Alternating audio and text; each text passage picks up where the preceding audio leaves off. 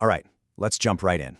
Today, we're going to tackle a question that sounds simple, but is actually one of the most misunderstood things in our entire economy.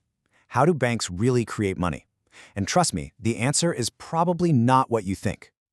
Okay, so let's start with a really basic question.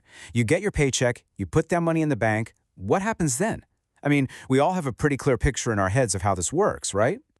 Yeah, the story we all learn, the one that just makes sense, goes a little something like this. You deposit your money, the bank puts it in a vault for safekeeping, and then it lends that exact same money out to someone else who wants to buy a car or a house. It's logical, it's simple, and it feels right.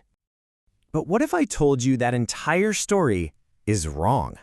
Like, not just a little bit off, but fundamentally, completely, not how it works at all. The reality is way, way stranger. This is where things get really interesting. We're about to pull back the curtain on what is, for all intents and purposes, a kind of magic trick. It's a simple but incredibly powerful illusion that our entire modern financial world is built on.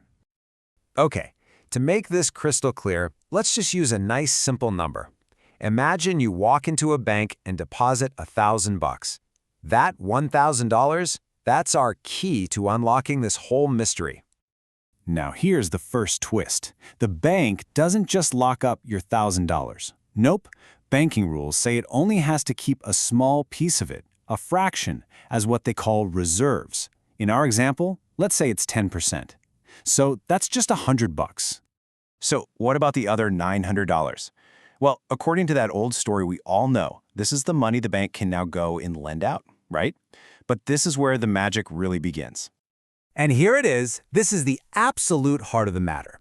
When the bank makes a loan for that $900, it is not lending your money. It's not lending anyone else's money.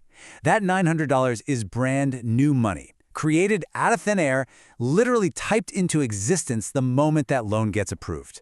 It just, poof, didn't exist the second before.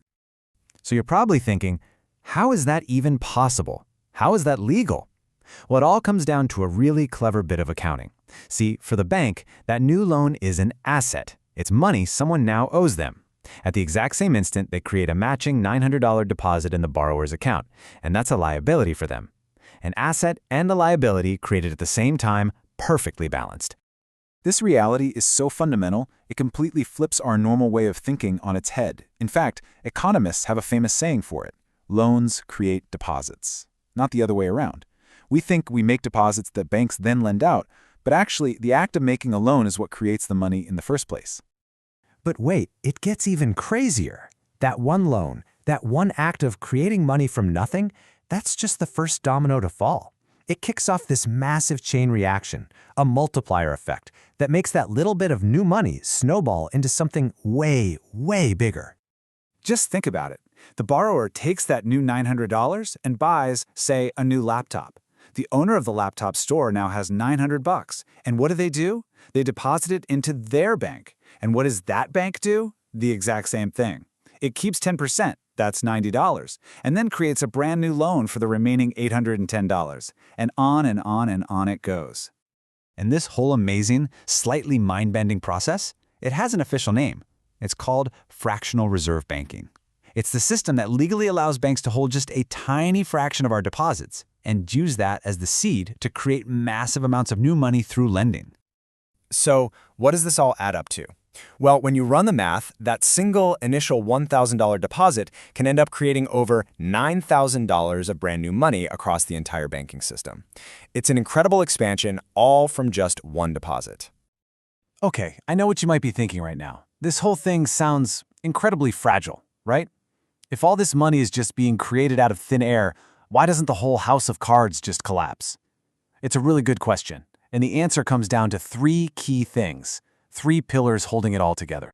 First, it's just a numbers game. Banks operate on the high probability that we're not all going to show up on the same day and demand our cash. Second, there's a safety net. If a bank does get in trouble, central banks can step in and provide emergency cash, they call it liquidity, to stop a panic. But honestly, the most important pillar, the real foundation, is just confidence, our collective belief that the system works. Of course, any system that's built on something as invisible as confidence has some serious dangers baked right in. And when that trust starts to crack, the dark side of this money creation machine can show up, and fast. And this isn't just a theory, right? We've seen this play out with catastrophic results. The bank runs during the Great Depression, the credit freeze during the 2008 financial crisis, these were moments when the whole world saw just how fragile this system can be. The consequences are pretty direct. If you create too much new money chasing the same amount of stuff, you get inflation. If you lend too much, too recklessly, you get massive asset bubbles, like in the housing market. And when those loans inevitably start to go bad, you can trigger a full-blown financial crisis. So if it's so risky, why on earth do governments not only allow this system, but actually prop it up? Why wouldn't they just use a system that feels, safer? The answer is actually pretty simple. It's an unbelievably powerful engine for economic growth. This ability to create credit on demand is what funds new businesses, it's what pays for innovation, it's what allows millions of people to get a mortgage and buy a home. It's a really high-stakes trade-off. Without it, our modern economy would pretty much grind to a halt. So as we wrap this up, let's circle back to the one idea you absolutely have to remember from all of this. Banks are not just safe places to store your money. They are not warehouses. They are, for all practical purposes, money factories. They manufacture it. And that reveals the entire cycle. Every single time a new loan is made, money is born. And every time a loan is paid back, that money is destroyed. It just vanishes from the system. It's this constant creation and destruction, this breathing in and out, that powers our entire economy. And that leaves us with one final and kind of profound question.